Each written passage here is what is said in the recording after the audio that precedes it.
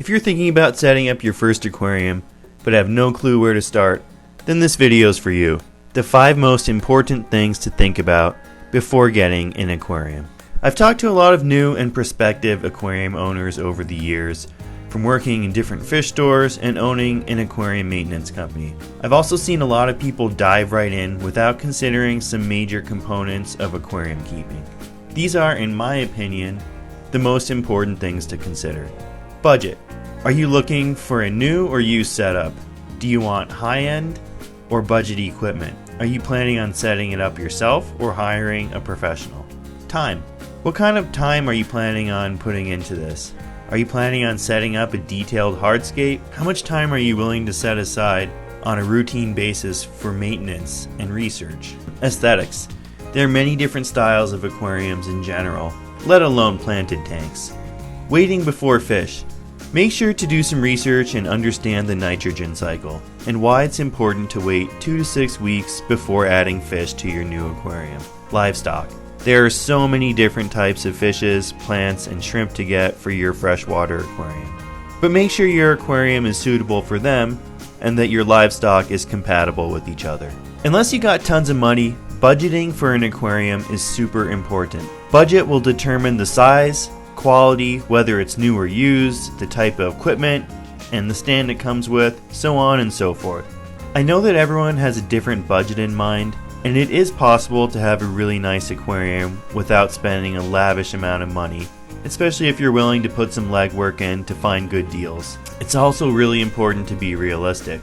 If you want to skimp on equipment like filtration and lighting and skip out on CO2, don't expect to have a super lush planted aquarium. Keeping a high-end planted tank isn't the cheapest hobby. If you're on a really tight budget, I'd recommend going on Facebook Marketplace and seeing what's available in your area. You'll find some seriously good deals, as well as some ridiculously horrible ones. I was on a budget when I got my 75-gallon or 285-liter aquarium, and I knew equipment like filtration and lighting were really important. So I got a used tank, stand, and canopy on Facebook Marketplace for a really good deal. Even though it came with a bunch of equipment, I ended up buying more appropriate lights, filtration, and substrate, plus a CO2 system because I wanted a high-tech planted tank. It's pretty common for people to find a great deal on an aquarium setup and nice-looking stand at a big box store and buy it thinking they're all set. Unfortunately, I feel like the term full setup is a little deceiving because you'll usually need to buy substrate, decor, and a heater to go with that full setup. To add to that, the filter and light are often barely adequate, so those usually need to be upgraded if you want to keep live plants. It's kind of hard for me to give you price ranges on what to expect to spend because a lot of that depends on where you live. But where I live in Colorado, it's not unheard of to find free setups that are usually somewhat dated and in need of a good cleaning. A small new basic setup can cost around $150. A small planted tank will probably start around $300 or $400, and you can throw in another $100 for a CO2 system. As far as big systems go,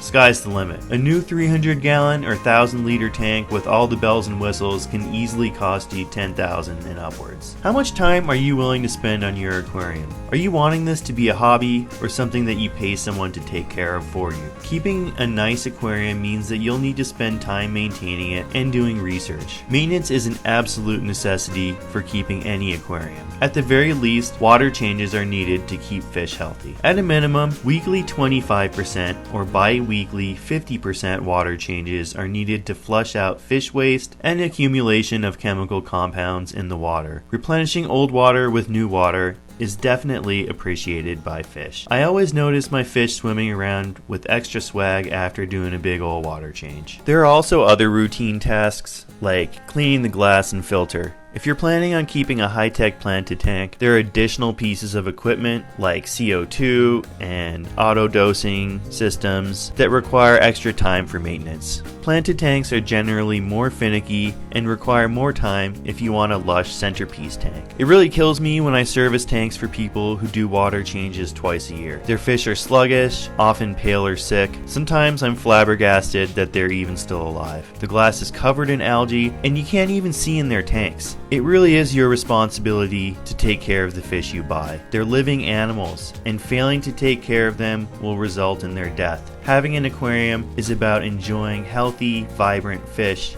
So do both yourselves a favor and stay on top of maintenance. If all this sounds like too much work, that's completely fine. Keeping an aquarium isn't for everyone. The other area you'll need to be willing to put some time into is research. In order to figure out what to buy and how to set everything up, and also how to troubleshoot. Sometimes fish get sick, plants don't do well, or there's an algae outbreak. But fortunately, everything is really well documented online, so a quick Google search or browse on YouTube will give you tons of information. If you have a decent budget and not too much time, consider hiring a professional to do the work for you. Professional aquascapers are usually fanatical about aquarium keeping and are a great way to ensure your aquarium is a success. You can hire one to give you a consultation, to set it up for you, maintain it, or to take care of everything from start to finish. Get some inspiration before setting up your aquarium.